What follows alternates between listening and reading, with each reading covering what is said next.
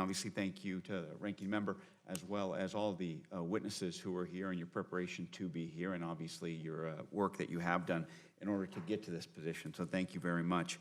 I represent the Central Coast of California, and obviously what I hear from my constituents is infrastructure is needed in that area on a number of projects. Right now, we are working on one that deals with a floodplain and dealing with the place called the Pajaro River and the Pajaro River floodplain that it affects.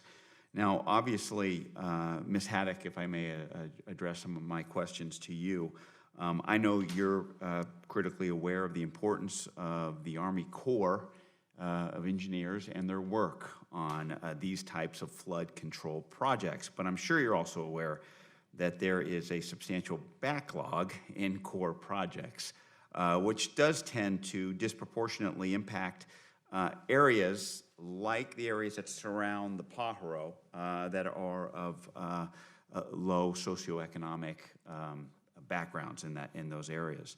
And so I was wondering, Ms. Haddock, did you do work with completing flood control projects that affected low-income communities in Houston? So prior to joining the City of Houston, I did work with the Harris County Flood Control District, and we did partnered projects with the U.S. Army Corps of Engineers throughout the city. Exactly. I will say that the current, at the time, which was in the 90s into the early 2000s, and also even through today, that the processes and equations that were required to follow to demonstrate a project be implemented or not do depend largely on the value of what's being protected. Yeah. And when you do that, it does result in low income and lower valued properties being further down the list. Understood. And based on those many hurdles that are constantly and consistently put up by a number of agencies, do you have any best practices you can share with us in order to get over those hurdles, especially to protect low-income areas like that? So I will say that first off, I do believe that it is necessary to have a cost-benefit analysis when you look at it, because we have to determine that it's a good investment to begin with. Understood. But some of the things that we've done in Houston is take the value of the land out of the equation and convert it to the number of people that are protected versus the value of the things that are protected. When we're looking at transportation projects, we look at a car equals a bus boarding. When we are looking at replacing a roadway, we're changing the framework that we look at the benefit in the project to not just be directly tied to pure economics, to allow us to have more flexible ways to prioritize where is the best investment in that. The other thing is that we have to look very closely at the community itself. The land may be cheaper, but the impact to the community may be greater whenever you bring in larger infrastructure in those areas. And so we have to work very carefully to balance those as we look to implement projects. Let me ask you something. Obviously, in my area, as you know, which can be known as the salad bowl of the world or the berry bowl of the world, depending on what specialty crop you grow.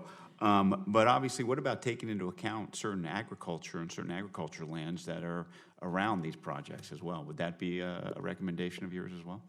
Well, I believe that we need to look at every part of our economy that supports the nation, and so agriculture and the ability to provide in the food supply is important at home. Yeah. And now, look, I mean, obviously, in dealing with the Army Corps, as good a work they do, kind of as you alluded to, they can be difficult, and sometimes they can just say no.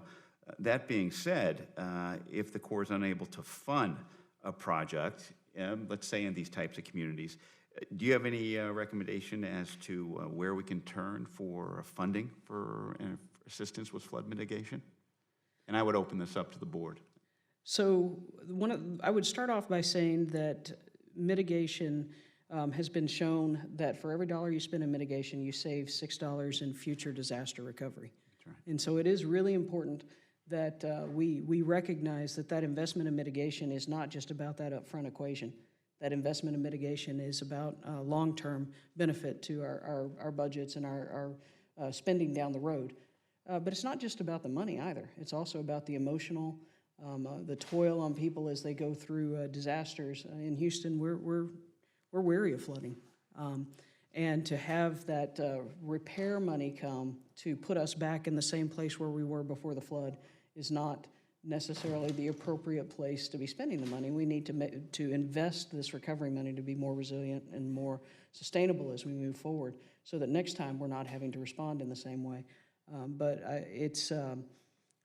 How do you do that up front in a project is one of the things that we face on a daily basis as we look to implement projects.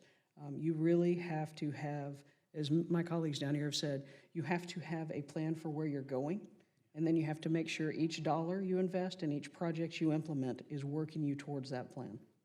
Understood. Thank you for your work, and I look forward to working with the Army Corps of Engineers with that advice. Thank you, Mr. Chairman. I yield back. Gentleman's time has expired. I now recognize the gentleman from Texas, Mr. Crenshaw, for 5 minutes.